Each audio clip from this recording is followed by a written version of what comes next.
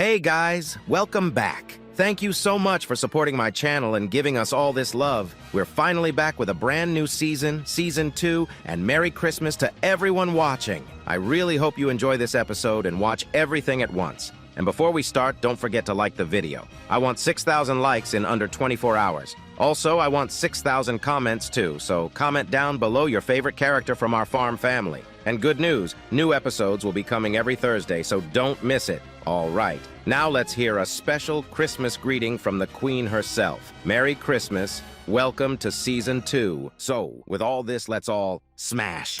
Oh shit, I mean smash it, what the? And let's begin. The episode begins with Aileen. She looks worried, so worried that she can't even stay still. She walks from one place to another restlessly, chewing her nails like her thoughts are chewing her alive. And no matter how much she thinks, it feels like she made a terrible mistake. She sent Seo-jun to the 67th floor, and that place is a death zone. Aileen watches through her crystal ball, and her stomach twists. Thousands and thousands of black locusts are roaming around, a moving storm, a living nightmare. And in Aileen's mind, one thought keeps stabbing again and again. Will Seo-jun die there? Aileen doesn't even allow herself to blink. She keeps staring at the crystal ball as if her eyes alone can protect him. But then, she snaps. She unblocks her grandfather. The crystal ball flickers, and the moment her grandfather appears, he starts crying immediately. His voice shakes as he apologizes to his granddaughter, begging her to forgive him. He promises he will never misbehave with Seo-jun again. Aileen doesn't soften, not even a little.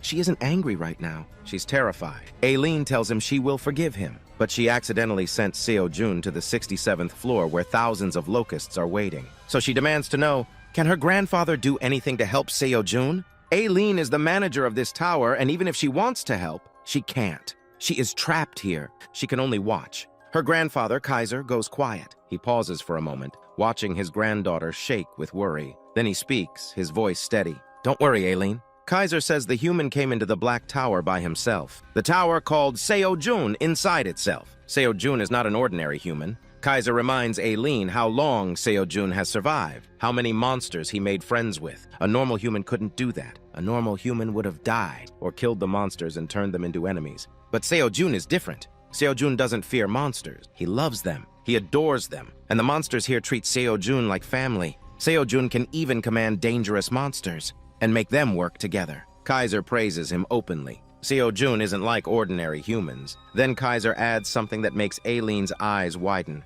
The great black dragon, Aileen. You chose a human who won't die so easily. Aileen is stunned. Her fear doesn't disappear, but her chest feels a little lighter. And then the scene shifts. We see Seo-jun. He has a detoxifying onion plant pressed to his mouth like a strange cigar, and his expression, a smug smirk. In his hand is the same dagger, and standing with him are his friends, Theo, Baby Bear, Black Warrior Rabbit, and the Princess of the Rabbit Kingdom. And then we see it. Seo-jun and his team are slaughtering the black locusts. Not struggling, not running. They are cutting through them without effort. Theo lands with a bang. The moment his paws hit the ground, he slices a black locust cleanly. Then he looks at Seo-jun and shouts, "If you didn't have a detoxifying onion, we might have been in trouble." Seo-jun stays calm. He says he knew there could be an emergency, and so he always tries to be prepared. And then, Red Ribbon Princess steps forward. Her eyes shine with focus. She activates her magic spell. Water Jet! In a single attack,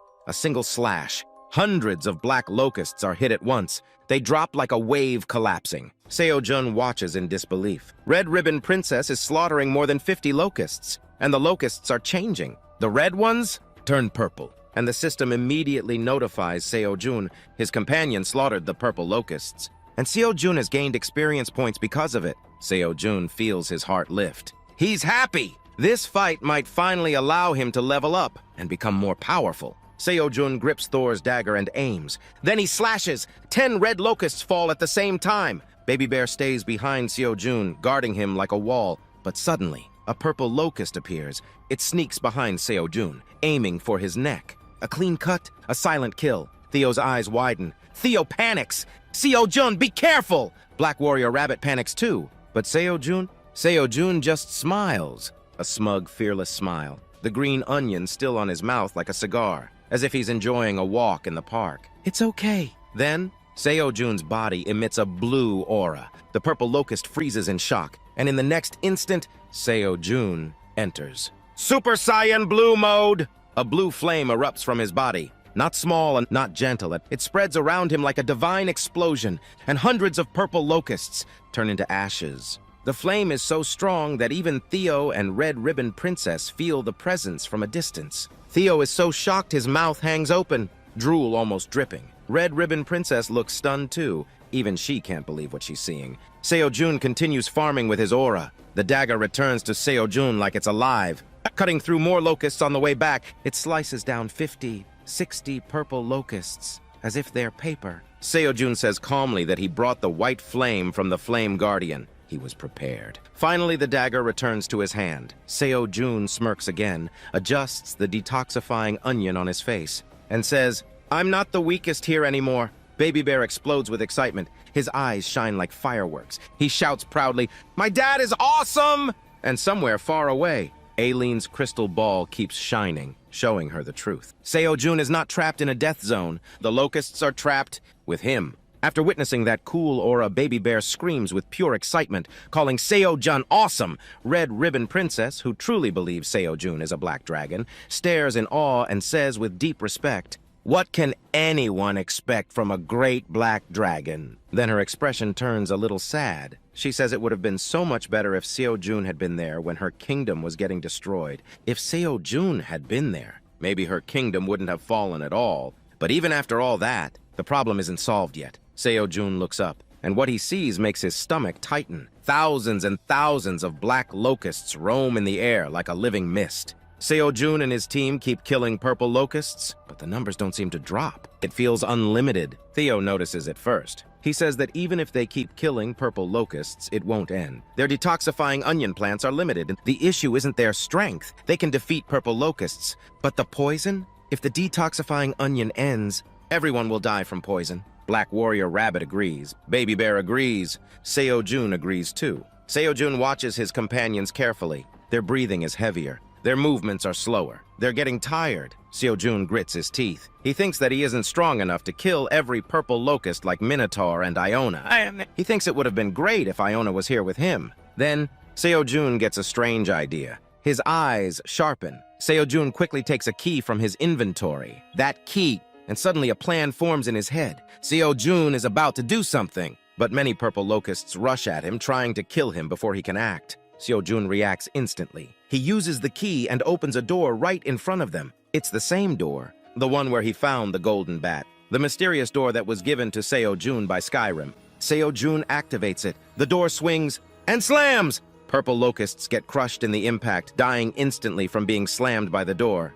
Seo-jun bangs on the door urgently. He calls Iona's name, because Iona went inside this room earlier to make it better. And if Seo-jun's theory is correct, Iona should still be inside, and voila! Seo-jun was right. Iona is there. Iona steps out of the door and instantly wrinkles her nose. She smells the poison in the air and says, "Why is there so much poison here?" Seo-jun cuts her off immediately. "There's no time to explain. I'll explain later. Can you kill the purple locusts first?" Iona looks past Seo-jun, and her eyes widen. Thousands and thousands of purple locusts are rushing toward them like a tidal wave. She notices Theo, too. And the thought of Theo getting injured makes her snap. Her expression turns fierce. She gets angry. She says she won't let Theo get hurt. Not even a scratch! Iona raises her hand and activates one of the most dangerous area of attack spells. Electric shock! A single strike hits one purple locust, and then a chain reaction explodes outward. The electricity transfers from one locust to another.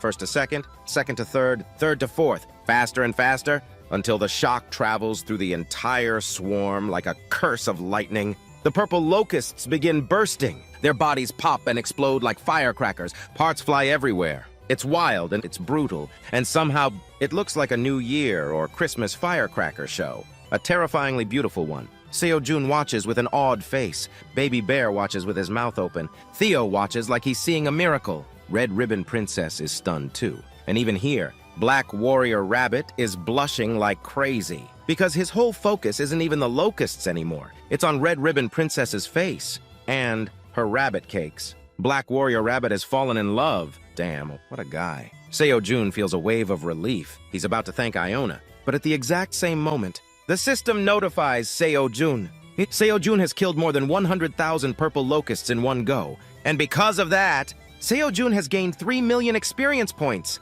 Seo-jun levels up a lot. Then another notification hits. There are still 7 billion purple locusts alive. Seo-jun's expression freezes. 7 billion? Even Baby Bear goes back into his small form out of pure shock. Meanwhile, Black Warrior Rabbit is still staring at Red Ribbon Princess. Absolutely shameless. Iona says it will be fine. Because they killed so many purple locusts, the swarm will return to its red form again. But while saying that, Iona suddenly sways. The poison is still strong. She feels weird. She's about to faint. Before Iona falls, Theo rushes to her. He catches her in his arms, then Theo gently puts a detoxifying onion plant near Iona's mouth and tells her to eat it. It will cure her. Theo says it normally in a soft and kind tone, but in Iona's eyes, Theo looks like a prince. Theo looks cute. Theo looks caring. Theo praises her too. He tells Iona her magic was awesome. He says she killed all those purple locusts in one go. Theo is just being honest. But Iona's face turns red. She blushes hard. She puts the detoxifying onion plant on her mouth and keeps staring at Theo's face. Her whole body starts tingling. Meanwhile, Black Warrior Rabbit says something important. He says he can't feel any locust energy anymore. Theo nods. He says he's really glad. Then Seo-jun looks at everyone, realizing everyone is tired and need a place to rest, but they can't rest in this muddy water, can they? But because Iona cured the mysterious door. And coincidentally, they now have a mysterious door that can be used as shelter. So Seo-jun invites everyone to come inside and rest. Slowly, they open the mysterious door. And the moment the door opens, a strange warmth spreads out from inside. As soon as everyone entered the room, they were bewildered. Theo and Seo-jun is shocked. His mouth stays open. Whatever is inside, it's not what he expected. And on the other hand, little cute Iona is sitting comfortably on Theo's head, resting like she belongs there, like the world is finally quiet, for now. Finally, the inside of the mysterious door is revealed, and it has genuinely changed. Earlier, it was dark and dim, like a dirty dungeon that smelled of damp stone and bad memories.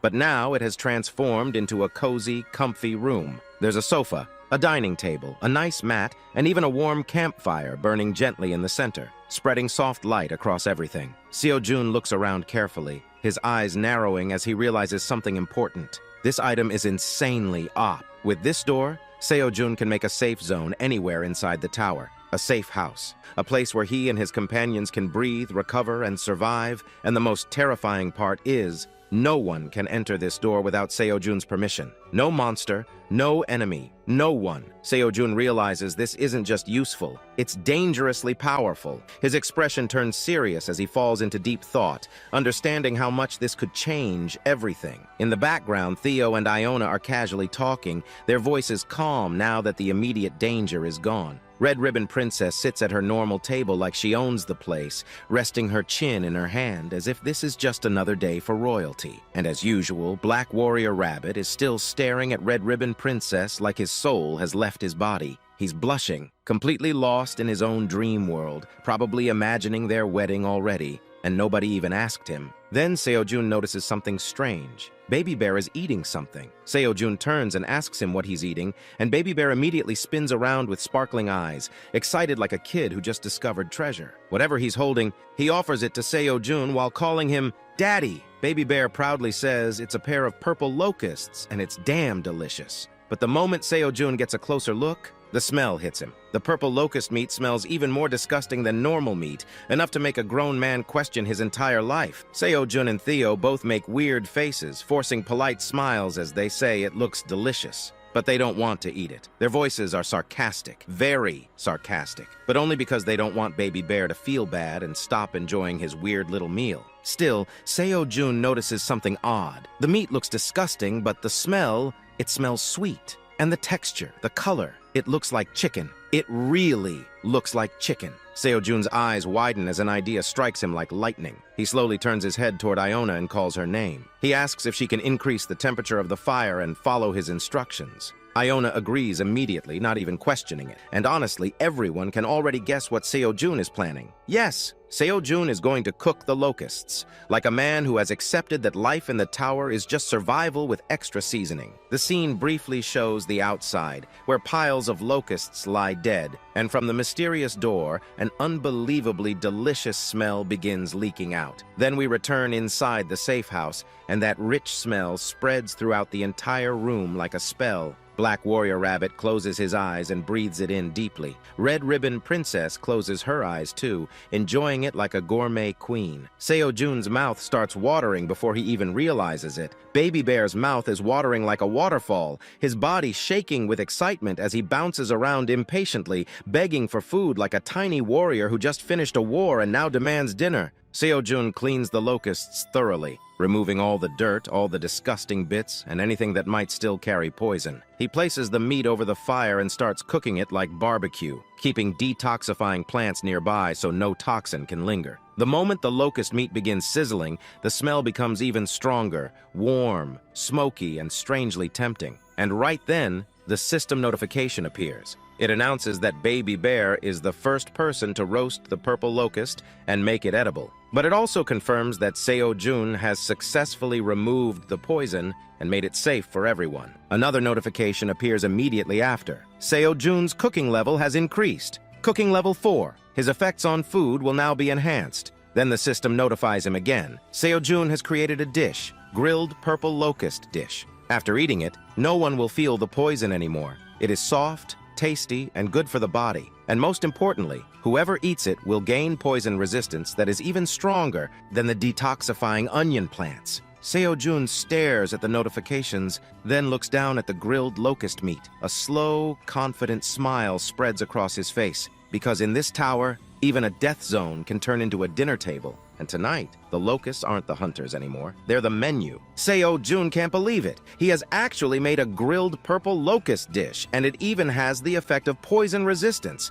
But honestly, Seo-jun doesn't even care about the poison resistance effect right now. He's not thinking about stats. He's thinking about food. Seo-jun calmly removes the grilled purple locust meat from the skewer, his eyes shining a little, and tells everyone that it's finally time. Everyone stares at the meat. They stare like it's a miracle or a trap. Baby Bear, however, doesn't even hesitate. He's already eating like his life depends on it. Theo? Not the same. Theo still makes that disgusted face because he doesn't like locusts. They're insects. And Theo saw with his own eyes how nasty those locusts were. Theo admits the meat looks good, and it even smells good, but he still can't erase the image of the locusts crawling around in his mind. Before Theo can say anything more, Baby Bear immediately grabs the meat and says that if Theo doesn't want it, he will eat it. Seo-jun is about to stop him and say it's too hot, but it's too late. Baby Bear grabs it without thinking, and his paws instantly start burning. He panics, throws the meat into the air, and almost creates a new fireworks show inside the safe house.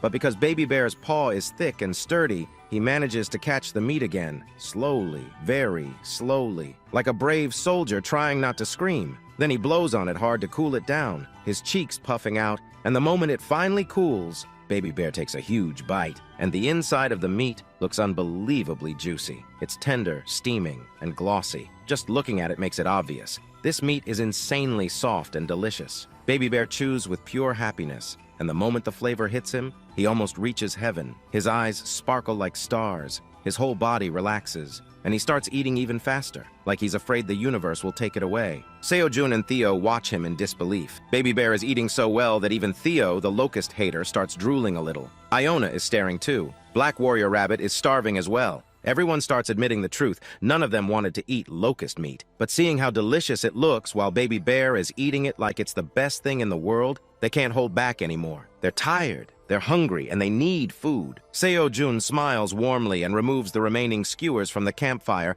offering everyone grilled locust meat. Everyone raises their hands and politely takes a chunk, still looking suspicious, but also incredibly tempted. Seo-jun pauses for a moment and silently prays to God for this meal, because at this point, surviving in the tower feels like a miracle already. Finally, Seo-jun takes a bite too. Everyone takes a bite at the same time, and their eyes widen. The taste is mouth-watering. It's delicious. It's shockingly delicious. Soft like chicken, juicy like barbecue, and the onion leaf and plant add a spicy kick that makes it even better. Everyone freezes for half a second, then starts eating seriously. Baby Bear is already in heaven, and now everyone else is joining him. The safe house turns into a feast, filled with warmth, chewing, satisfied sighs, and the sound of happiness after a long battle. But outside the mysterious door, that delicious smell is leaking out, and we see three mysterious beings sitting there, sniffing the air. They speak in a creepy tone, their eyes shining with hunger, saying that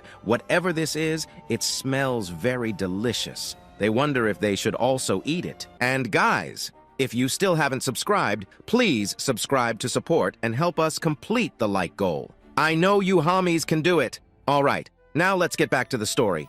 Then we see Seo Jun, Baby Bear, Black Warrior Rabbit, and Red Ribbon Princess sleeping on their backs, peacefully resting alongside Iona. The safe house is warm, quiet, and calm, like a little island of comfort inside the tower. Everyone is tired from the battle, their bodies finally relaxed after eating But Theo isn't sleepy at all. His stomach feels full, his head feels active, and he decides to go out for a walk. Theo steps outside and stretches, thinking that since he has eaten so much food, maybe walking a little will help him feel better. He walks casually, tail swaying, completely unaware that a shadow is waiting for him, hidden behind the door. Theo has no idea that someone is about to put a cloth over his head and try to kidnap him like he's some kind of snack delivery. But Theo is able to sense something. His cat instincts scream that something is wrong. He turns sharply, too late. A mysterious being suddenly throws a cloth over Theo's head and tightens it around his face. Theo tries to scream, but the creature shoves Theo's face straight into the water.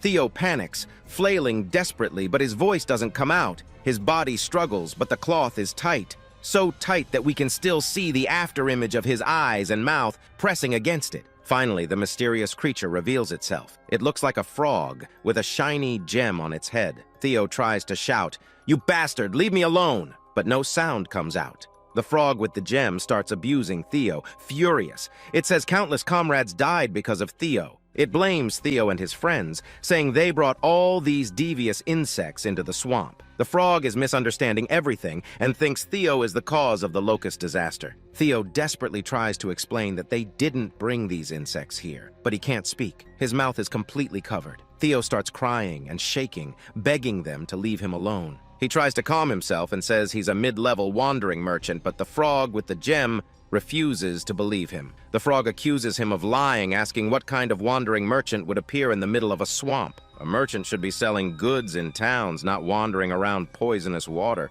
Then two more jewel frogs appear, also frogs with gems on their heads. They stop the first frog, telling him to calm down because they won't harm Theo anymore. They notice something important, a merchant badge on Theo's neck. The moment they see it, the frog with the gem finally loosens the cloth and leaves Theo alone. Theo collapses on the ground, breathing hard, terrified, shivering uncontrollably in that spot. And guys, let me tell you something, this is really true. A few days ago, my cat Theo accidentally came out of my house, and I found him in my garden. He was shivering in one place out of fear. I can totally relate to this shit. All right, now back to the story. The purple jewel frog asks Theo what a wandering merchant is doing in the Navia swamp. The light green jewel frog squints suspiciously and says maybe the merchant badge is fake. Theo tries to shout, saying this is a big misunderstanding. He explains that they came here to kill the purple locusts and save the jewel frogs. Theo also proudly announces that he is a direct subordinate of the Great Black Dragon.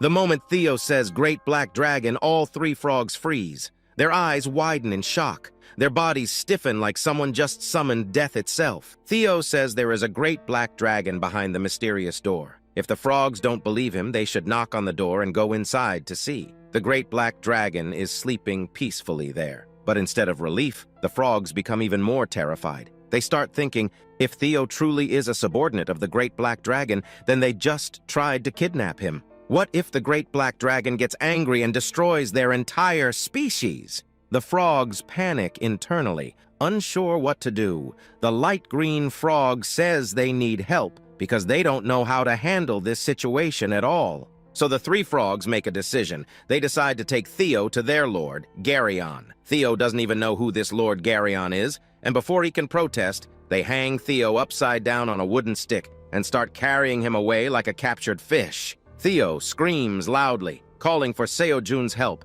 shouting that his precious partner is getting kidnapped. Help! Help! But Seo-jun doesn't hear anything coming from the door. In fact, Seo-jun is sleeping peacefully, scratching his ears like this is the safest place on Earth, completely unaware that Theo is being dragged away like a tragic comedy scene. The scene shifts back to Theo. He is still tied upside down, swinging as the frogs carry him somewhere unknown. Theo gets angry, shouting that he is the future merchant king. He is also a subordinate of the great black dragon. He should be treated with respect, and they should put him down right now. Theo screams so much that the frogs get irritated and finally throw him down. Theo yelps, rolling on the ground dramatically, then immediately shouts again like nothing happened. The light green frog finally unties Theo and apologizes. The frog admits they shouldn't have treated Theo so badly, but they lost almost 70% of their population. The light green frog says even his parents were killed by the locusts. That's why they thought Theo and his group brought the locusts here.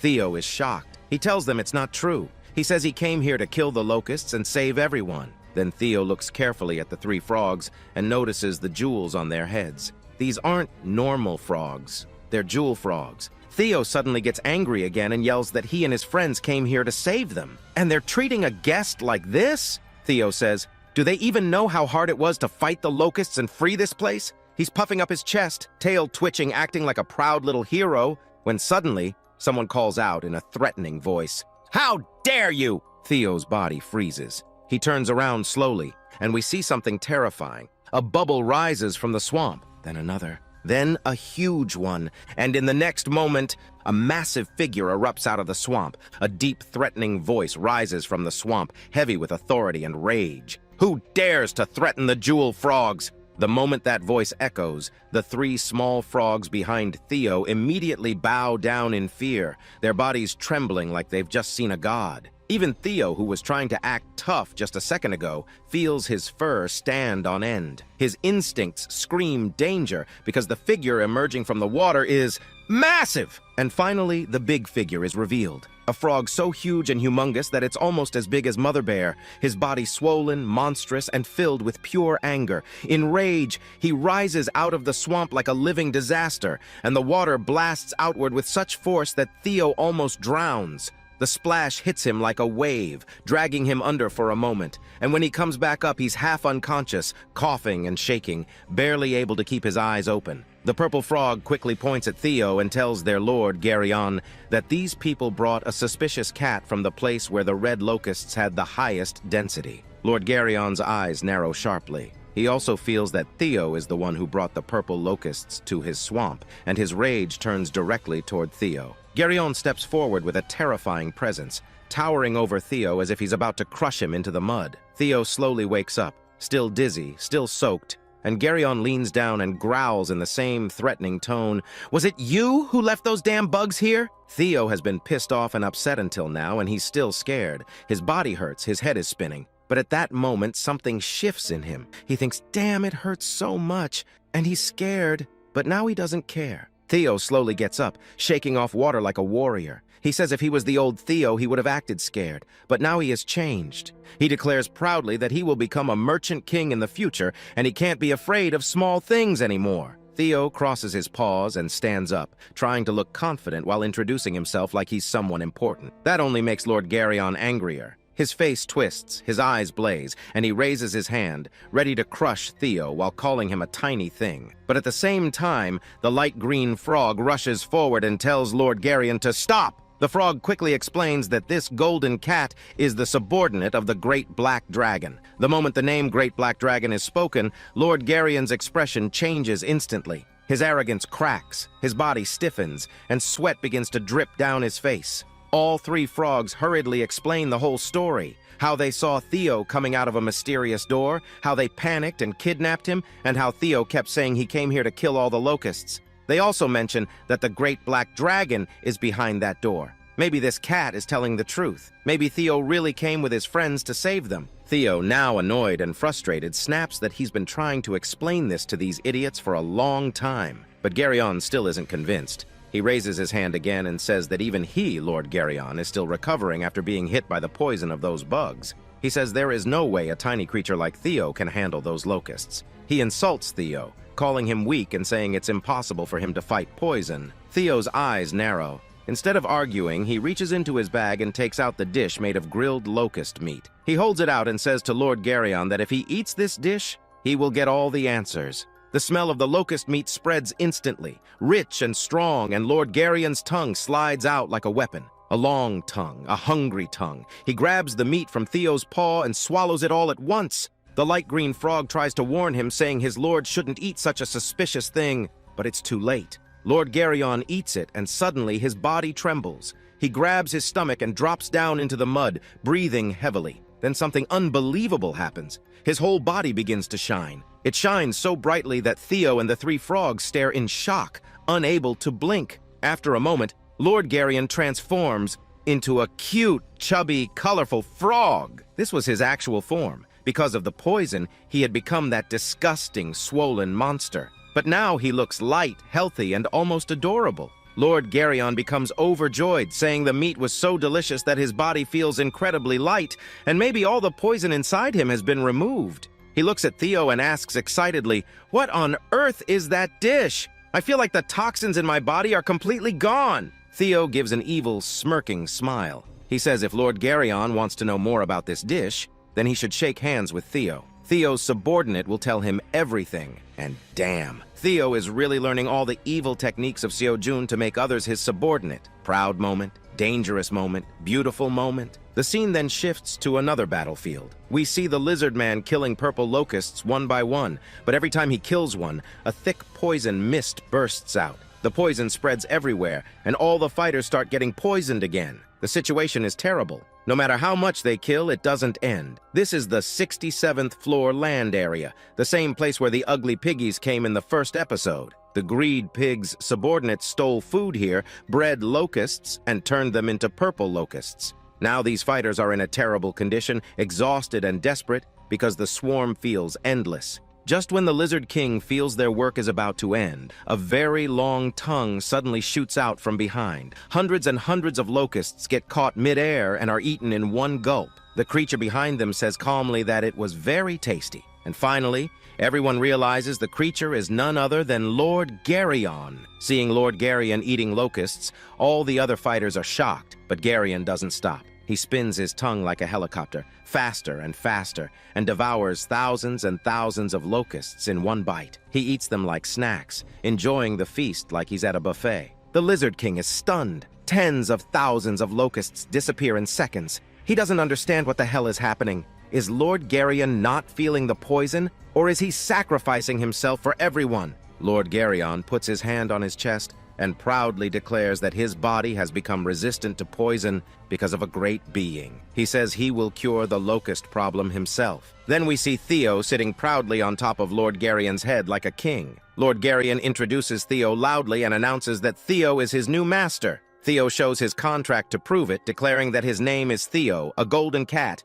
and they have signed a contract, so now Theo is Lord Geryon's master. Together, they will kill all the locusts. The green frog and purple frog are still confused. They don't like that their lord has made a weak golden cat his master, but they also understand that because of this golden cat, their lord who was about to die from poison is alive again, so they can't complain. Theo orders them to go ahead and fight, and Lord Geryon continues eating the locusts with his powerful tongue, clearing the swarm like a natural disaster. Meanwhile, the scene shifts back inside the mysterious safe house. Seo-jun and the others wake up, stretching and yawning, feeling rested, until they notice something immediately. Theo isn't there. Seo-jun looks around sharply, his expression turning serious. Where did Theo go? Seo-jun's heart drops the moment he realizes Theo isn't in the room. He looks around again and again, but Theo is nowhere. Now, Seo-jun is genuinely worried. The others notice too, and the sleepy comfort from earlier disappears instantly.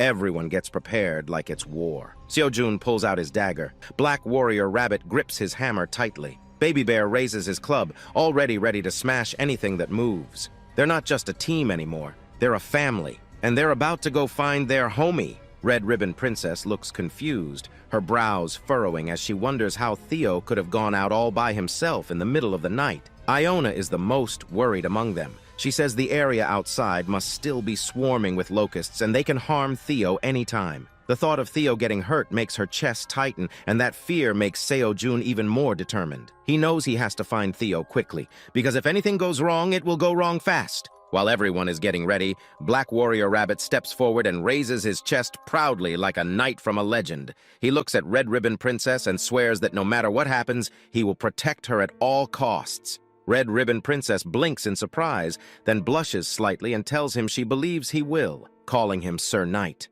The moment those words land, Black Warrior Rabbit turns red himself, completely flustered, his ears twitching like they're going to explode from happiness. Seo-jun tells everyone to focus and get ready. Then he reaches for the dimensional door. The moment the door opens, everyone rushes out, weapons ready, eyes sharp, stance firm, like a true family prepared to fight even the gods if it means bringing their member back. But the second they step outside, they freeze. There is nothing. The surroundings are completely empty. No locusts, no enemies, no movement. Only the dimensional gate stands behind them like a silent wall, and the swamp area ahead is calm. Seo-jun immediately realizes the area they cleared earlier is still safe. But just as he relaxes a little, Black Warrior Rabbit's ears twitch hard. He raises his hand and tells everyone to wait. He listens carefully, focusing on the sound, and he senses something massive approaching their position. Seo-jun's body tenses instantly. Red Ribbon Princess speculates that it might be a new breed of locust, but Iona shakes her head, saying that shouldn't be possible. Yet even she tightens her stance because whatever is coming is big. Seo-jun tightens his grip on his dagger and tells everyone to brace themselves. And what happens next shocks him to his core. A giant frog suddenly leaps straight over their heads, casting an enormous shadow over everyone. Everyone screams, mouths wide open, thinking, "Who the hell is this guy now?" And then, like Iron Man landing, boom! The huge frog crashes down in front of them, the impact splashing muddy water everywhere. The shockwave is so powerful it throws Black Warrior Rabbit backward, and Seo-jun and the others barely manage to hold their ground. Seo-jun's cheeks puff out like a balloon from the wind blast, his hair almost flying backward from the sheer force. As the water settles, they notice something clinging desperately to the frog, a small silhouette. It's Theo, their homie, barely hanging on. Theo looks down at his companions with a smug grin, completely proud of himself, and teases them like nothing happened, asking if they were all worried and waiting for him. Meow! Iona finally exhales in relief, her shoulders dropping the moment she sees Theo is safe. Seo-jun is still standing there with his mouth open, confused beyond belief, wondering what the hell Theo did outside. Seo-jun immediately asks Theo if he's all right. Theo replies proudly that he's completely fine, and then casually drops a bomb like it's nothing. He says he even made a new subordinate, and then he points at the huge frog like he just adopted a mountain. "This is my subordinate, meow!" Seo-jun blinks, still processing, thinking, "What?" Theo explains that thanks to Lord Garyon, they wiped out a lot of purple locusts. And right at that moment, the giant Jewel Frog King notices something on Seo-jun's hand, an unmistakable crest. The mark of the Black Dragon. Not just that. Lord Garyon can feel a faint, menacing aura too. He becomes sure that Seo-jun is a great black dragon concealing his true form. Without hesitation, Lord Garyon, and even the tiny jewel frogs behind him, immediately bow before Seo-jun. Lord Garyon speaks respectfully and explains with a smile that they were able to overcome the locusts thanks to the dish Seo-jun cooked. That dish helped them immensely, especially him, because it cured the poison that was about to kill him. Seo-jun, still stunned, asks if these frogs are different from the ones they killed on the 75th floor. Iona quickly explains that these are jewel frogs, and they are actually the very targets the team was supposed to protect for this mission. Lord Garyon is none other than the king of the jewel frogs, and right now Theo is sitting cutely on his hand like a little prince sitting on a throne. Iona can hardly believe it. She stares at Theo with awe, her heart racing, and inside her mind she blushes slightly, thinking that her future husband is unbelievably amazing. Theo, however, doesn't care about any of that. His priorities are clear. He immediately turns to Seo-jun and asks if he did a good job. Seo-jun is still nervous, but he's also extremely curious about how Theo pulled this off. Theo has zero intention of explaining right now. Instead, he jumps down, clings tightly to Seo-jun's leg with sparkling eyes, and starts asking for treats like his life depends on it. Treat, treat, treat.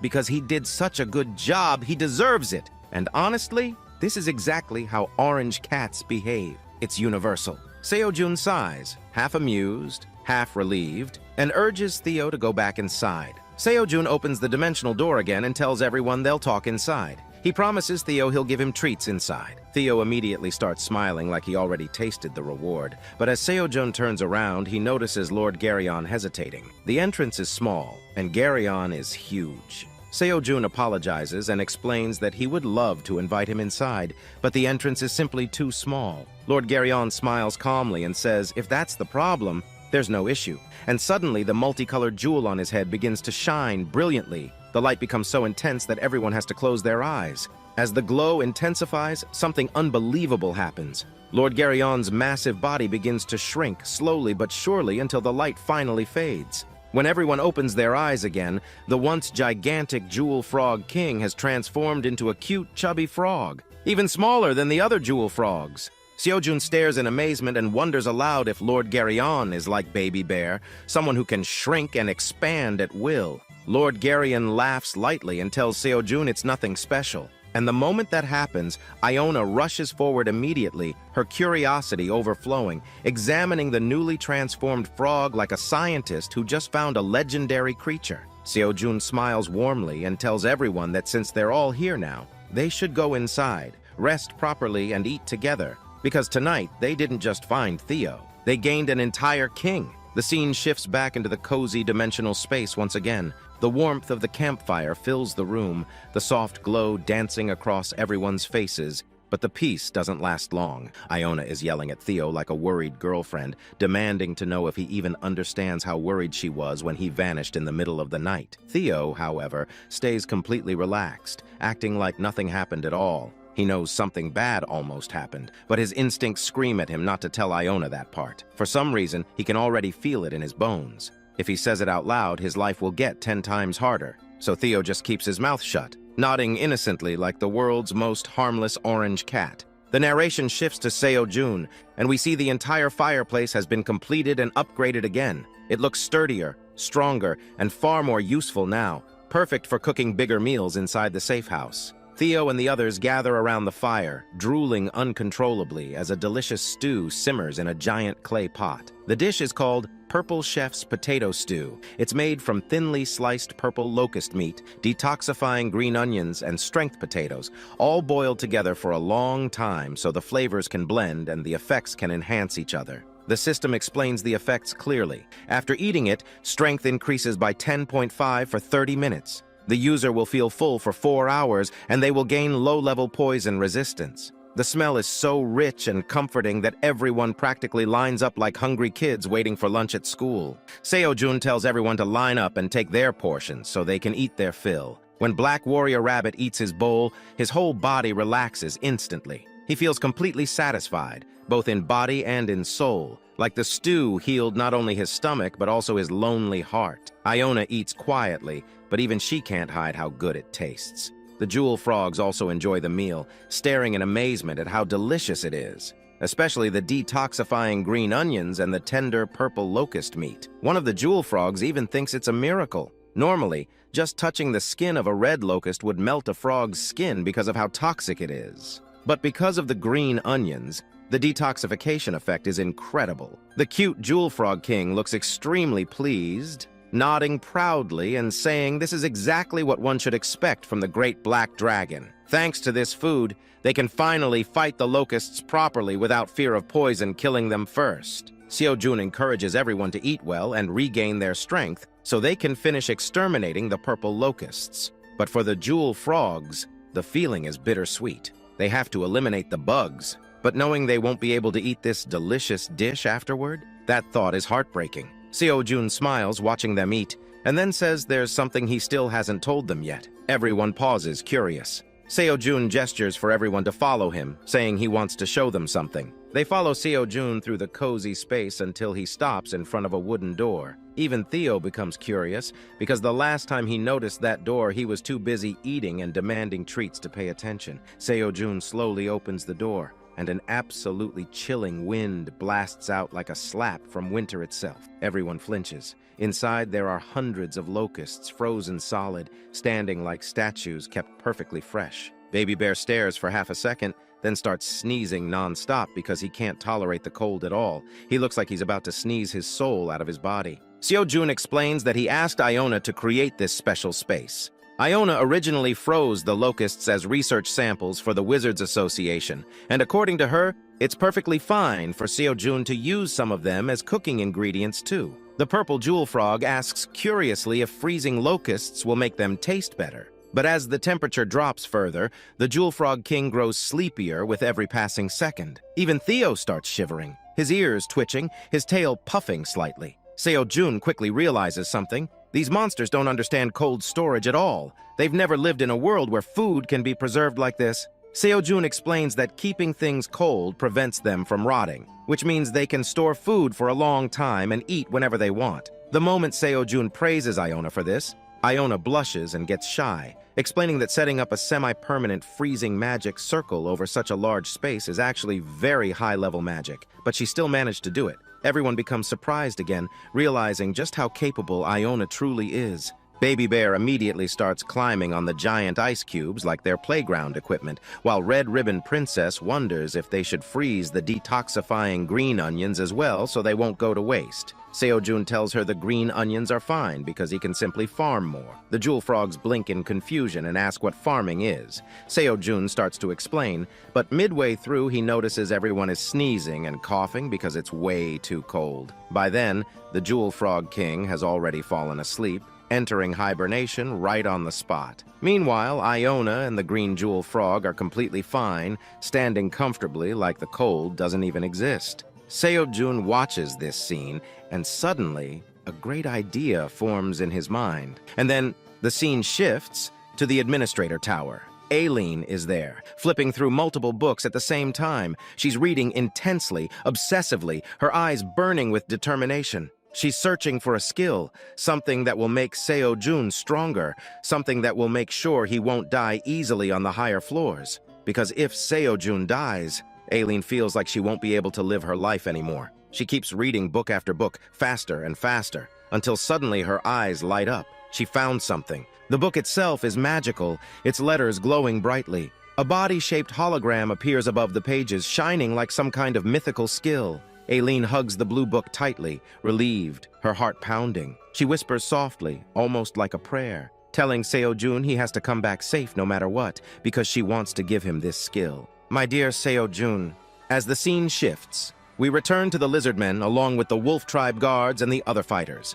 Everyone is relieved because the evacuation of the wounded is finally complete. The air feels lighter now. They can't feel any locust presence around the area anymore. And for the first time in a long while, the Lizardmen are able to breathe properly. Some of them even start thinking the fight is finally over. But then Tamarao steps forward, his expression serious, and stops everyone right away. He tells them it's far too early to celebrate. The war is not over yet. He reminds them that Manager Theo and Lord Jairon, who played massive roles in the battle, headed toward the swamp first. They could still be fighting even now, while everyone here is relaxing. The thought makes Tamarao feel ashamed. The Lizard King and his lizard men owe their lives to them, so they can't just stand there doing nothing. Tamarao screams, raising everyone's morale, ordering them to gather immediately. He declares that they will enter the forest and march toward the swamp to help Theo and Lord Jairon. But when the army finally reaches the swamp, they are met with a completely unexpected sight. Instead of a battlefield, they see unknown people and monsters calmly planting detoxifying green onions and bladed green onions into the ground like it's a peaceful farming day. Seo-jun and Theo are supervising them, guiding everyone on how to properly plant the crops. The Lizardmen arrive in total confusion, wondering what the hell is happening here. Iona notices the Lizardmen commander and looks genuinely happy to see them, saying they arrived just in time. Tamarao is shocked, especially because Iona, the head of the Tower Wizards Association, is literally farming. He stares like his brain broke. What is this? Why is the most powerful wizard acting like a village auntie planting onions? Iona smiles slightly and explains that they are putting an end to the battle with the locusts once and for all. She says this is all thanks to the idea of the Great Black Dragon. Then she points towards Seo-jun. Seo-jun is standing behind them, playing with Baby Bear, while Baby Bear happily plants bladed green onions like he's living his best life. The Lizardmen suddenly realize the truth. The boy standing there is the representative of the Black Dragon. At that moment, Seo-jun's eyes glow faintly with a green aura, as if he awakens some new power. He points out specific areas of the swamp that glow green in circular patterns, instructing the jewel frogs to plant the green onions only in those spots. Theo looks completely baffled and asks why they're going through all this trouble splitting green onions and planting only in specific places. He says they could just plant them in a straight line to save time. But Seo-jun calmly explains that green onions need well-drained soil. They won't grow properly if the ground is too damp. And thanks to his seed sowing skill, which has now reached level 5, Seo-jun can clearly see which ground is suitable for which crops. In this situation, the skill becomes far more useful than he ever imagined. With this, Seo-jun can achieve nearly a 100% success rate while planting any plant. Soon, even the lizardmen army begins helping the jewel frogs plant the green onions, and the swamp slowly transforms into a battlefield-ready farming zone. As they farm at full speed, Seo-jun thinks that once this is complete, the 67th floor will be able to handle the locusts on its own. From the very beginning, his goal was to prevent the extinction of the jewel frogs in Navia Swamp. Just then, a system notification appears, and at the same time, Black Warrior Rabbit suddenly senses something unusual. Red Ribbon Princess asks what's wrong, and Black Warrior Rabbit announces that the purple locusts are coming! Not just a massive wave. Another swarm is heading straight toward them at incredible speed, and everyone needs to prepare immediately. Black Warrior Rabbit readies his trusted hammer. A giant swarm of purple locusts appears above their heads like a black-purple storm. The frogs panic for a moment, but as soon as they see Seo-jun and the others standing confidently, they calm down. Theo smirks and says he'll beat the shit out of them and then eat that delicious meat afterward. Baby Bear grips his club and gets excited too, ready to smash insects like it's a sport. Seo-jun immediately announces that everyone should chew the detoxifying green onions and use their bladed green onions as weapons to slash the locusts in half. Baby Bear and the others start chewing, and Theo grumbles in annoyance, saying no matter how many times he sees those purple locusts, they're always disgusting and filthy, but also tasty after cooking. Yum! The fight begins. We see jewel frogs, Baby Bear, and the lizardmen preparing for battle while consuming detoxifying green onions, granting them immunity to poison for 1 hour. Seo-jun declares that their sole mission is to protect Navia Swamp. He takes out his dagger and axe, ready to fight alongside his trusted companions.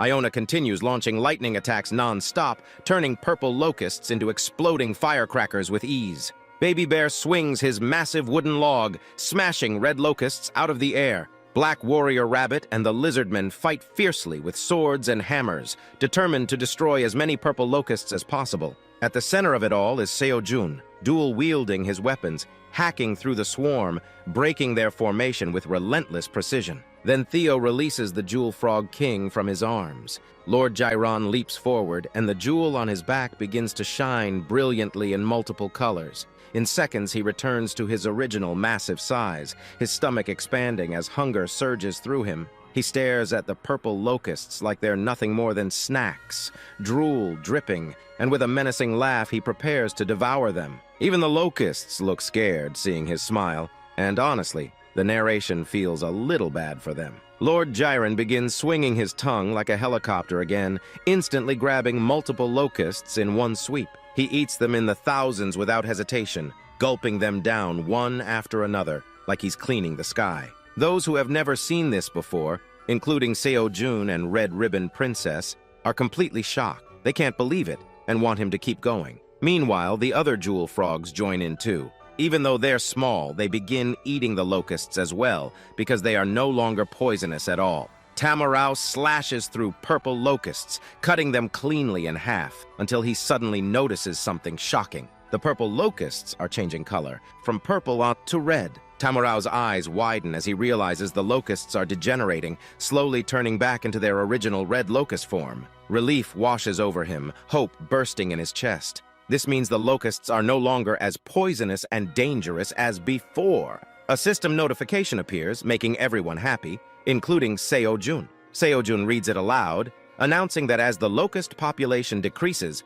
the purple locusts are degenerating back into red locusts. Seo-jun smiles and encourages all the cute creatures, big and small, to keep pushing them back. Everyone shouts in unison as they launch another wave of attacks, and finally the swarm begins to collapse. As the scene shifts, we see Theo letting out a sigh of relief. Everyone else has finished their part of the battle as well. Theo is happy that they won without anyone getting hurt, realizing that this is the true power of bladed green onions and detoxifying green onions. Even Lord Jaron burps loudly after his feast, clearly satisfied. One of the lizardmen soldiers approaches Seo-jun and respectfully calls him the Great Black Dragon. Two jewel frogs follow shortly after, bowing deeply and thanking him for saving them. The jewel frogs promise that from now on, they will farm both bladed green onions and detoxifying green onions themselves. They swear to exterminate the remaining locusts and protect Navia Swamp on their own. At that moment,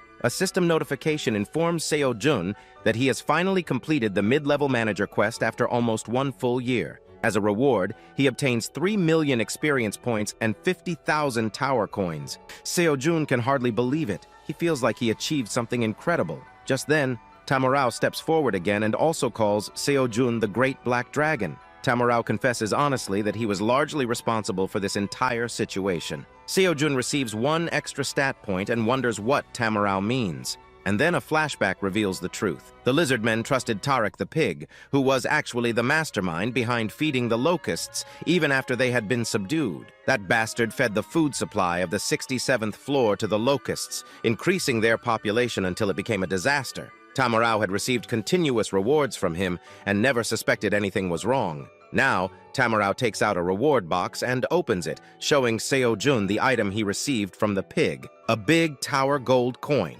Exchanging it would give Seo-jun 000 tower coins, enough for an entire village to survive a month. Tamurao offers it up, wanting to sacrifice it to the Great Black Dragon, but Seo-jun politely refuses. Seo-jun tells him it's fine and instead instructs the lizardmen to use that reward to restore the 67th floor after all the destruction caused by the battle. Just then, a blue aura suddenly surrounds everyone. The system notification announces they will return to the 99th floor in 30 seconds. Hearing that, Tamurao becomes deeply moved. The jewel frogs are shocked by the generosity of the legendary Black Dragon, and in their hearts, the monsters on that floor swear to follow Seo-jun forever. Soon, the blue aura completely envelops everyone, and they are shot upward into the sky, teleporting back to the 99th floor of the tower. Finally, after such a long time, they see the 99th floor once again. Even Seo-jun feels emotional, realizing how long it has been.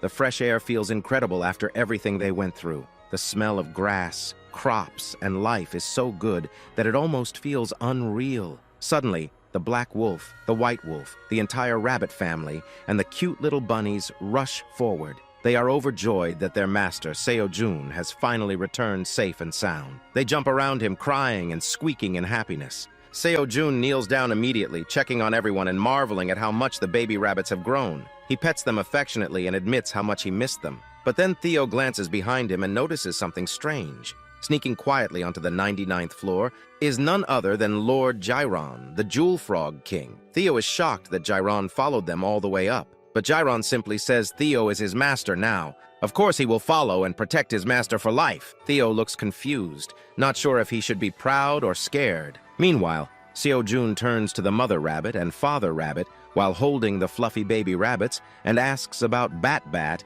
wondering how he's doing and whether he adjusted well, because it has been so long since they last saw him. The mother rabbit points toward the house they built for Seo-jun, and inside multiple queen bees and worker bees are taking care of Bat-Bat like he's royalty. Bat-Bat is sleeping upside down in the shade, peacefully and happily, exactly like a bat should. The mother rabbit explains that Bat-Bat has been doing perfectly fine the whole time, safe and comfortable under everyone's care. Seo-jun's expression softens, and for a moment all the stress of the tower fades away. Seeing Bat-Bat safe makes him feel like he truly came home. Seo-jun then looks around and notices something else that surprises him even more. The fields look amazing. The farm hasn't changed at all. In fact, it looks even better than before. The new crops are fully grown now, tomatoes, potatoes, and many other vegetables thriving beautifully, fresh, and healthy. The farmer rabbit explains that the residents of Grainier Village were eager to help with the work. Even though they had scattered earlier for their wandering merchant jobs, they all returned again and completed a huge amount of farm work while Seo-jun was away. Seo-jun is stunned. They really held everything together. Without him, Just then, the architect rabbits come running up to Seo-jun, calling out to him excitedly. They tell him they prepared something while he was away, and they ask if he would like to follow them. Seo-jun follows, curious, and the scene shifts to a familiar area near the pit below the 99th floor. Seo-jun immediately recognizes the place. It's the cave entrance. Normally, he would have to go down using a risky ladder made from onion leaves, and that was basically asking for death. But now, something is different. Seo-jun looks down and notices a trap door on the floor that wasn't there before. He opens it, and Theo immediately peeks inside like the nosy orange cat he is. The moment the trapdoor opens, everyone realizes the cave is no longer troublesome to enter because the architect rabbits have built a proper staircase that extends deep downward. Seo-jun begins walking inside, and the moment he steps down, he notices multiple candles lighting the entire path, keeping the darkness away. The staircase is smooth, steady, and safe. Seo-jun feels a wave of satisfaction and relief. From now on, they can come and go freely without needing someone above to pull them up. Seo-jun understands instantly how hard the architect rabbits must have worked on this, and he genuinely feels happy, because now he won't have to risk his life just to enter or leave the cave. And then, Flam suddenly calls out to Seo-jun, calling him master. Seo-jun turns toward her voice, and what he sees makes him pause. There are two new creatures standing beside Flam, two baby ent trees, both smiling brightly, looking at Seo-jun like he's the center of their universe. Before, there had only been one tree when Seo-jun left. Even Baby Bear tilts his head, confused, wondering what the hell is going on. Then Seo-jun learns the reason. The first ent, named Pasaki, produced more seeds, which means the flaming tree now has companions. The narration tries to start a dirty joke, but stops itself immediately because no. This better be unisex magic tree reproduction, not some weird ent-smashing business, okay? For Seo-jun, though, it's great news. More ent trees means Flam won't be alone anymore, and the flaming tree will now have more companions willing to protect her. Just then, a system notification appears. It reveals that Aileen is shocked after seeing Seo-jun has returned. Seo-jun smiles naturally and asks her how she has been doing. But Aileen feels both relief and irritation seeing his cheerful expression because it makes her feel foolish for worrying so much. She brushes those feelings aside and tells Seo-jun that more importantly, she has something to give him right now. Seo-jun becomes surprised, wondering what it could be. He immediately thinks it might be another disgusting, poisonous potion. No, thank you, yuck! But Aileen doesn't even let him complain. Inside the administrator tower, Aileen opens the blue book and begins channeling magic into the crystal orb. She tells Seo-jun to think of it as a reward for all his hard work. As the spell activates, Seo-jun is enveloped in a blue aura from head to toe. He stiffens as a powerful surge of energy flows through his body. Something has clearly changed. It feels like energy is bursting out from inside him, filling every muscle, every bone, every breath. Aileen smiles calmly and tells him to look forward to it, because she finally found the greatest skill suited for him. It is the skill of Unbreakable Body, granted to mid-level manager Seo-jun, a passive skill. And only then does Seo-jun realize what that means. With Unbreakable Body, Seo-jun's physical body can never be broken, which means he can't die because of his body anymore. Seo-jun's eyes widen, his mouth slowly opening as the realization hits like a hammer. Am I immortal now? The thought shocks him so deeply that he just stands there, frozen, wondering in disbelief whether he has finally become truly invincible. As Seo-jun watched the blue energy fade away from his body, he frowned in confusion. He waited and waited, but he wasn't feeling anything different at all. It felt like nothing changed. His body still felt the same, his breathing still felt normal, and he even wondered if the skill had failed. Seo-jun muttered that he doesn't feel stronger, he doesn't feel tougher, he just feels like always. And the moment those words leave his mouth, Baby Bear's eyes sparkle like a scientist who just found a live test subject. Before Seo-jun can stop him, Baby Bear grabs his trusty wooden weapon and slams it down with insane force straight onto Seo-jun's head. Boom! Smoke rises from Seo-jun's head from the impact, and everyone freezes in shock. Seo-jun feels pain, real pain, and for a second his brain goes blank. Normally his head would have turned into mashed potato, but this time, his head stays intact. He doesn't crack, he doesn't break. He just stumbles back, dizzy, staring like he's seeing heaven and hell at the same time. Baby Bear's face lights up. When Baby Bear realizes his dad didn't get injured and his head didn't fall off, he becomes overjoyed, shouting that his dad finally became strong. Theo's eyes widen too, because even Theo can't deny it. Seo Jun didn't break even after taking a full-powered strike from a bear. Flam, standing right beside Seo Jun, looks worried for her master, and everyone notices she has grown a bit since before, standing taller with a stronger presence like she's silently protecting him. But Seo Jun starts crying. Not emotional crying, pain crying! He grabs his head and screams that he can still feel pain and it hurts like hell. He glares at Baby Bear and warns him not to expect any dinner tonight for pulling a surprise attack like that. Baby Bear is this close to crying too, apologizing loudly and looking like the world's saddest baby bear. Seo Jun rubs his head with tears in his eyes, then turns toward the tower administrator and thanks her sincerely for the incredible gift, even though his skull just went through a war of its own. Aileen isn't stopping there. She tells Seo Jun that from now on she'll be leaving things in his care, and she will once again search for more skills to help him. She swears she will find a skill that will make Seo Jun not feel pain at all because she can't let her Seo Jun feel pain, can she? Her voice is serious, but also weirdly emotional, like she's already planning to throw hands at the concept of pain itself. Seo Jun is still holding his head while trying to look grateful. Suddenly, a system notification appears.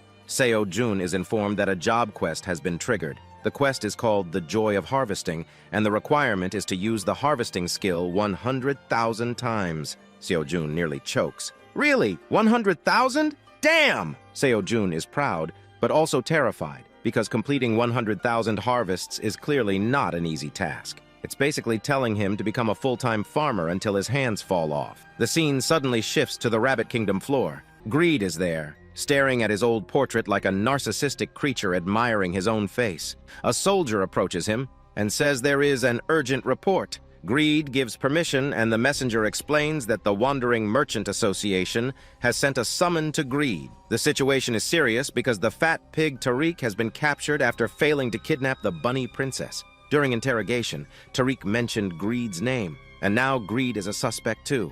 Greed's eyes fill with killing intent. He wonders how Tariq could be such a fool. Greed treated him well because Tariq was a fellow Boar elder, and Greed even entrusted him with an important relic to carry out the job. Now, because of Tariq's mistake, the Wandering Merchant Association, an organization funded by Greed, dared to act against him. Greed turns toward the messenger and demands whether there is any concrete evidence linking him to Tariq. The messenger answers that there are indeed clues. Yona, head of the Magic Association, and the Inspection Bureau, led by Inspector Fox, carried out a joint operation. A flashback appears. We see Inspector Fox arresting Tariq on 8 criminal charges, including kidnapping, unlawful confinement, and blackmail. The authorities secured Tariq's confession using a recording device, and Tariq is completely exposed. He reveals he was the one who fed the red locusts, and once everything was devastated and the food supply was gone, the 67th floor would fall under Lord Greed's control. Greed reads the summon, and in pure rage he tears it apart. He dismisses the messenger, telling him to leave, and continues staring at his portrait, still unable to believe the Merchant Association summoned him and forced him to step forward personally. Greed then pulls out a black book from a bookshelf, a book he never read. That black book is actually the key to a hidden passage. The bookshelf moves aside, revealing a dark path. Greed descends deeper underground and opens a massive gate engraved with a giant golden bow symbol. Beyond the gate stands a white dragon statue, surrounded by massive piles of gold scattered throughout the chamber. The sight reveals just how greedy the pig truly is. Suddenly, the white dragon statue begins to speak. Hearing that voice, Greed immediately bows in respect, greeting the great white dragon speaking through the statue. The white dragon's eyes glow with crimson energy as they glare down at Greed, and the air becomes suffocating. The scene shifts back to the 99th floor cave. Rabbit farmers are harvesting cherry tomatoes, while other rabbits and ants water, flam, and nurture the new saplings. Baby Bear helps gather water from the nearby lake, and the small rabbit children look up to him like he's their big brother hero. Red Ribbon Princess is treated generously, with the architect rabbits presenting her with everything they harvested like she's a guest of honor. Everyone notices Seo Jun counting numbers under his breath, his eyes serious, because in his mind, the harvest quest is haunting him like a ghost. The scene shifts again. Seo Jun, Theo, and Black Warrior Rabbit are pulling on something firmly rooted in the ground. No matter how hard they pull, it won't come out. A thick red vine with multiple leaves remains intact, standing like an unmovable monster. Seo-jun realizes this isn't a joke. Even Theo says he has never seen such a huge sweet potato vine before, which means there must be a massive sweet potato buried underground. The moment Baby Bear hears the words massive sweet potato, his eyes sparkle with pure hunger and power. A sudden surge of strength hits him, and he begins growing bigger and bigger. He grabs the vine with both hands and starts pulling with all his might. Seo-jun and Theo step back and start cheering loudly for Baby Bear, shouting like supportive parents at a sports match. Baby Bear screams with all his power, and the ground cracks. Slowly, the sweet potato begins emerging. Seo-jun and Theo make exaggerated, shocked faces, their mouths wide open like cartoons. Finally, the entire sweet potato comes out, bigger than anyone imagined, and Baby Bear returns to his baby form, panting proudly. A system notification appears, informing Seo-jun that it is a giant pumpkin sweet potato grown in the tower. It tastes delicious due to sufficient nutrients, but it used all nutrients solely for growth. As a result, it provides no effects when consumed and will not sprout even if planted. It is a grade C crop with an expiration date of 45 days. Everyone climbs all over the sweet potato, unable to believe it's real. Even Seo-jun is stunned. Just one of these would be enough to feed everyone for a long time. Baby Bear can't wait any longer and tells his dad he wants to eat it immediately. But then Seo-jun checks his current mission and sees something painful. He has only used the harvest skill approximately 3,000 times, even though he needs 100,000 times. Seo-jun wonders when he will ever finish it. Still, he looks at the happy, cute monsters around him and announces that they should eat first. Baby Bear worked hard, and even the punishment from earlier is officially taken back. Baby Bear will get dinner after all. Everyone smiles cheerfully, and the cozy vibe returns like a warm blanket. Seo-jun takes out the dimensional space key and opens the dimensional gate directly into the cave on the 99th floor. Then he tells Baby Bear to take out 10 purple locusts from inside. Baby Bear immediately runs in and starts pulling out the locusts like he's collecting groceries. The wolf chief stares in confusion, while the other rabbits flinch and find the locusts disgusting. Theo quickly tells everyone not to judge them by appearance alone, explaining that they actually taste incredible. The rabbits look at Theo like he's lost his mind, because in their eyes he's basically saying, "Trust me, bro, cockroach tastes like chicken." The scene shifts again as Seo-jun and the others begin cooking purple locust sweet potato soup once more. As it cooks, Seo-jun tastes it bit by bit, adjusting the ingredients carefully like a true chef. The mother rabbit watches nervously, disturbed by the stew's appearance. She thinks it looks suspicious and not edible. She doesn't want to feed this weird red stew to her kids. It looks like it came directly from the devil's land. But she trusts Seo-jun 100% because she knows Seo-jun would never feed anything harmful to them. Seo-jun, on the other hand, is satisfied with the result. Adding the giant sweet potato gave extra sweetness and made the flavor richer. He hands the first bowl to the artist rabbit and asks him to try it, but no one dares to move. Even the mother rabbit is shivering. The stew looks bloody red, like a potion made from nightmares. Suddenly, the chubby rabbit steps forward without hesitation, grabs the bowl, and starts eating non-stop. He finishes it in mere seconds and gives everyone a face that clearly says he went to heaven and saw God personally. Seo-jun asks if he wants another bowl, and hell yeah, he wants another one. The other homies watch this and realize, maybe this dish isn't that bad in taste after all. The chubby rabbit runs back enthusiastically, and once everyone sees it's safe, the other rabbits finally relax. Even the artist rabbit and the mother rabbit begin eating, while the baby rabbits can only sniff the delicious aroma, their little noses twitching. The mother rabbit carefully feeds tiny portions to the babies. The architect rabbit finds the stew incredibly delicious, and Seo-jun continues serving bowls one by one to everyone lined up, turning the whole cave into a comfy food festival. Seo-jun offers the next bowl to Yona, but she declines. Red Ribbon Princess declines too, and even Black Warrior Rabbit declines. Yona explains they have urgent business to attend to. The trial of Greed, the landlord of the 55th floor, is about to begin. The time has finally come to hold him accountable for his crimes and punish him accordingly. Seo-jun agrees, feeling relieved that Black Warrior Rabbit will be accompanying them because at least they'll be safe. And right at that moment, Lord Garyon returns and calls out to Theo. Theo asks if the frog enjoyed his walk outside, but Garyon replies that he discovered something unusual up on the 99th floor. Seo-jun becomes curious immediately and asks what it is. And as the scene shifts outside to the 99th floor farm, Seo-jun and everyone else slowly look upward. their faces turning stiff. Because something enormous is casting a shadow over them. Something big, something that shouldn't be there. And everyone wonders the same thing. What the hell is that? Then we see that whatever was casting that enormous shadow over Seo-jun and the others wasn't a monster. It wasn't a giant enemy. It wasn't some terrifying tower creature either. It was another giant crop. A plant so huge that its leaves were flapping in the air like full-blown fans, sweeping the wind around like nature itself was flexing. Seo-jun squints, then his eyes widen as he immediately realizes what it is.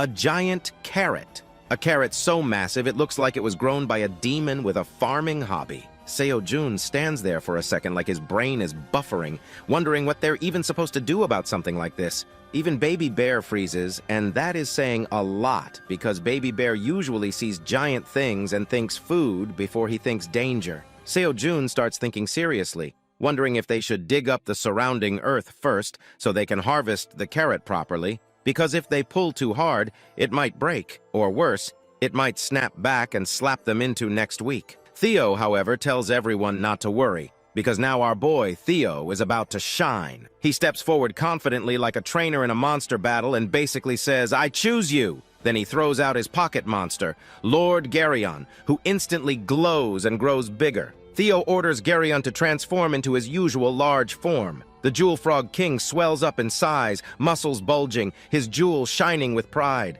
He hops toward the carrot like he's ready to wrestle the earth itself. He grabs the carrot leaves firmly and tells everyone to leave it to him. Then he pulls upward with all his strength. The ground begins to shake violently. Geryon's entire body strains, veins popping, legs trembling, and he uses his utmost power. Yet the carrot doesn't budge even a little. Seo-jun stares in disbelief. Even with Geryon's strength, it's impossible? Seo-jun feels a chill crawl down his spine and wonders what on earth is buried beneath the ground that could hold this carrot in place like it's chained to hell. Just then, Seo-jun hears a heavy thumping sound. Boom, boom, boom, and turns around. At the same time, Baby Bear suddenly becomes excited, and the reason is revealed immediately. Mother Bear has returned to the 99th floor. Baby Bear's eyes shine like fireworks, and he's about to run to her. But the situation turns dangerous in a split second. Mother Bear is furious for some reason, and she's glaring directly at Geryon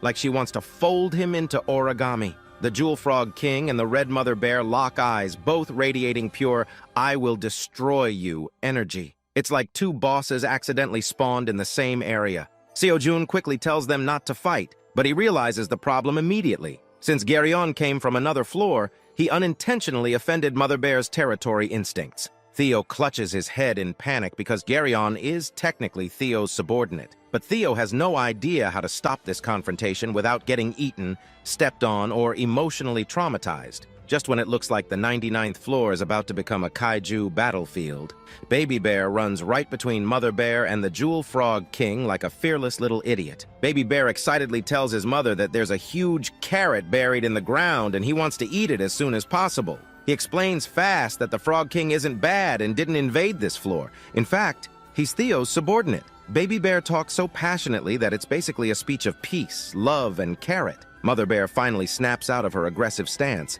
and looks at the giant carrot leaves. Geryon also pauses, his tongue slowly retracting, realizing this isn't worth starting a war over. They stare at each other for a moment, and then Seo-jun suddenly gets an idea. Seo-jun tells both giant creatures that instead of fighting, they should combine their strength and pull the carrot out together. After all, they are the two most powerful beings on the 99th floor. Fighting might be their instinct, but cooperation is possible. Both creatures hesitate, pride flashing in their eyes. But in the end, they agree, only for Baby Bear's sake. Each of them grabs the carrot leaves, and they begin pulling upward with full force. The power they exert is so immense, it causes a literal earthquake. The ground trembles, rocks bounce, the air shakes, and Seo-jun wonders how massive this carrot must be to cause such violent tremors. Baby Bear cheers loudly for his mother, shouting for her to hang in there like she's pulling a truck in a strongman contest. Mother Bear and Geryon struggle intensely, their bodies shaking with effort. But slowly, impossibly, the carrot begins to rise. Everyone watches in disbelief. The carrot keeps coming out, and it doesn't stop. It just keeps rising, longer and longer, as if it was connected straight to the center of the tower. Finally, right in front of Seo-jun and the others, the golden carrot lifts completely out of the ground and begins floating in the air. Mother Bear nearly collapses from exhaustion, panting heavily, while Garyon stares in shock like his soul left his body. Everyone else is frozen, unable to believe what they're seeing. At that moment, a system notification appears. It informs Seo-jun that he has harvested Red Ribbon's giant carrot altar. His job experience increases greatly, and his harvesting level 4 proficiency rises significantly. In addition, he obtains 10,000 experience points. Seo-jun is stunned. What the hell is Red Ribbon's giant carrot altar? Hearing the system message, Father Rabbit and the Yellow Rabbit children hurry over, their faces turning pale with shock and excitement. Before Seo-jun can ask further questions, another system window appears. It states that Seo-jun must offer 100 crops of 10 different types to Red Ribbon's giant carrot altar within 24 hours and hold the Harvest Festival of Abundance.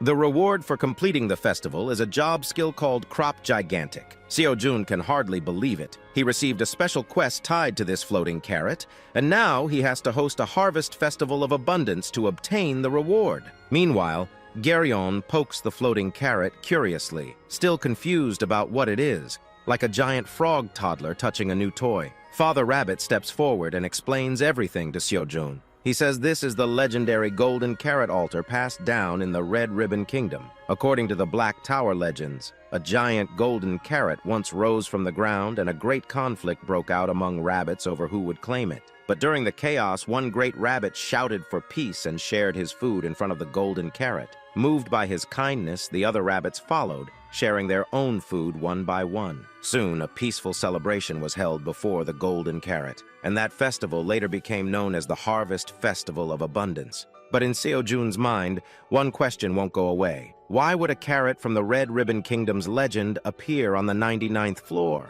And the even bigger question, especially in Baby Bear's mind, is that the carrot isn't even golden at all. It's just huge. Seo-jun realizes that asking endless questions won't change anything. So he decides to follow the system's instructions. Open the ribbon of the carrot altar and hold the Harvest Festival of Abundance. As the scene shifts, Seo-jun finds himself in a dilemma, counting the crops he currently has. Carrots, cherry tomatoes, pumpkin sweet potatoes, corn, normal potatoes, and green onions. He takes out 100 of each and wonders if it's enough, but it feels strange, because he is sure he planted a wider variety of crops. The farmer rabbit nods and says Seo-jun is correct. Then he asks Seo-jun to follow him, explaining that the farm has already expanded. Seo-jun follows, and suddenly he sees juicy strawberries and even chili peppers, crops they have never eaten before. Seo-jun can't believe they've already been harvested because he remembers buying their seeds long ago together with the carrots. Baby Bear starts drooling instantly.